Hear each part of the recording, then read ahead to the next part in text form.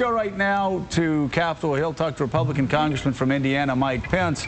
Congressman, how did you vote on the debt ceiling vote yesterday? I voted against it, Joe. The American people are tired of this era of runaway federal spending in Washington, D.C. Okay. I was glad to see an overwhelming and bipartisan majority reject what the White House had originally called for, which was a clean vote on the debt ceiling. You and Stinney were together on this vote. So you may not be together. Turns out we were. You may not be together on the next vote. What specifically do you think the Republicans need to agree to increase the debt ceiling in early August?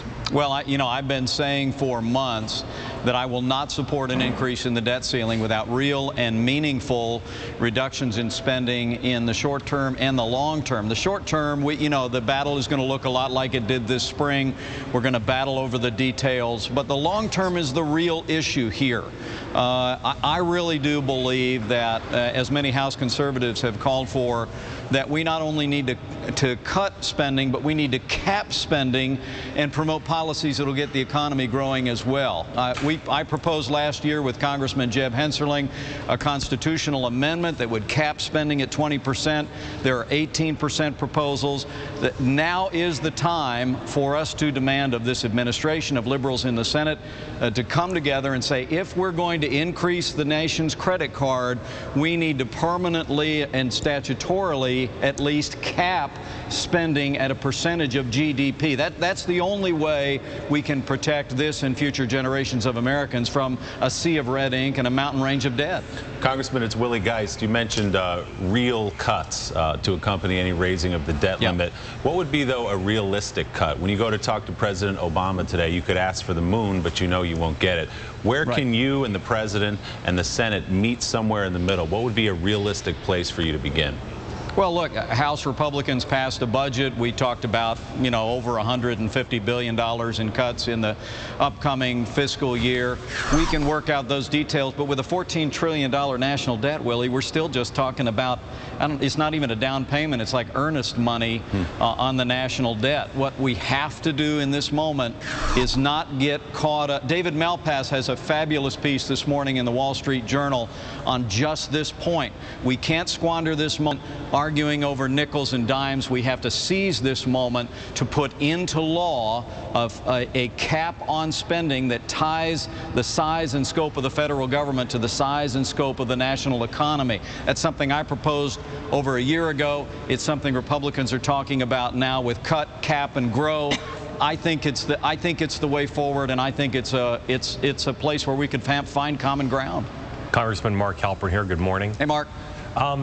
Your Speaker Boehner, could end up agreeing to a deal with the White House to get the kind of substantial cuts that people are talking about. Could you imagine a scenario, though, even if an agreement had the blessing of Speaker Boehner, that you wouldn't be for it? Well, I broke with my party's leadership this last spring with the budget bill funding the rest of the year. I said at the time it was, at least I thought at the time it was a good deal, but wasn't good enough for me. But I want to tell you, I think we've got a moment here, Mark, where on behalf of the American people, Republicans and Democrats and this administration can come together and permanently change the way we spend the people's money. I don't think we should squander this moment.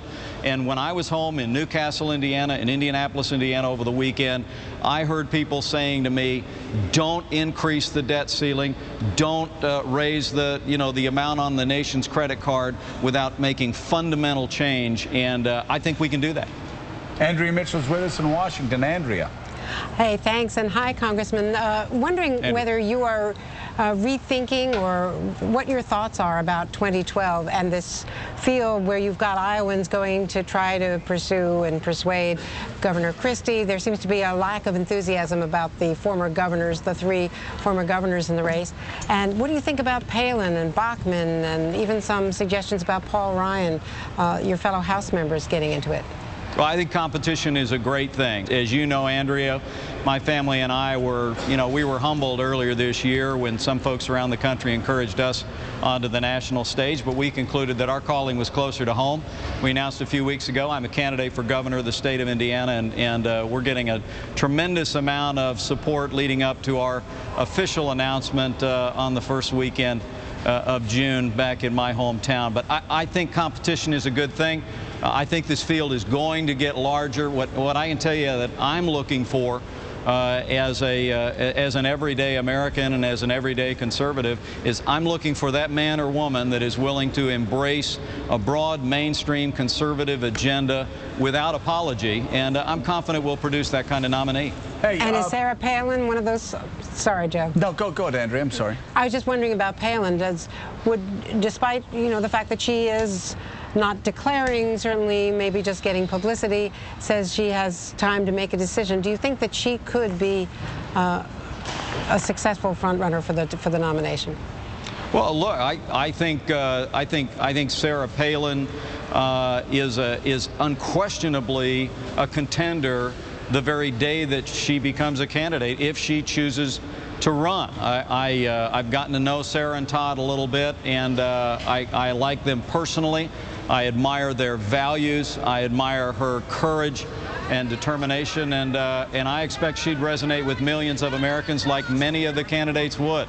No endorsement for any candidate today, Andrea, from me, but no question Sarah Palin would be a force to reckon with in the Republican primaries if she enters the fight. Before we let you go, Mike, earlier Mark Alpert had asked you about voting with John Boehner, whether you would vote with John Boehner. Of course, there was a deal to keep the government open.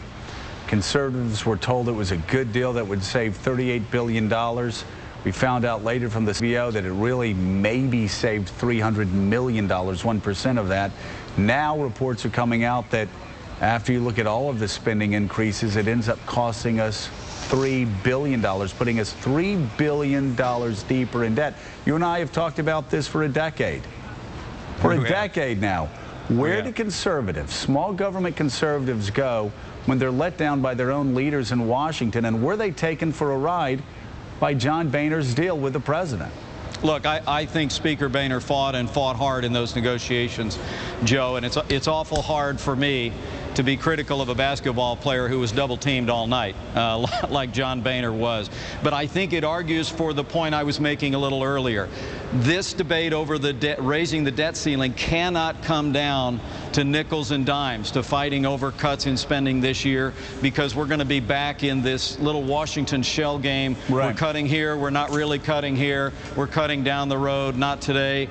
What we have to do is use this moment to cap spending as a percentage of GDP. It's by changing the way we spend the people's money. That'll be the pathway to finding common ground, to serving the American people, and finding a way to respect the full faith and credit of the United States of America. Hey, we've got to go, but you do agree, though, we didn't get $38 billion in cuts there, did we?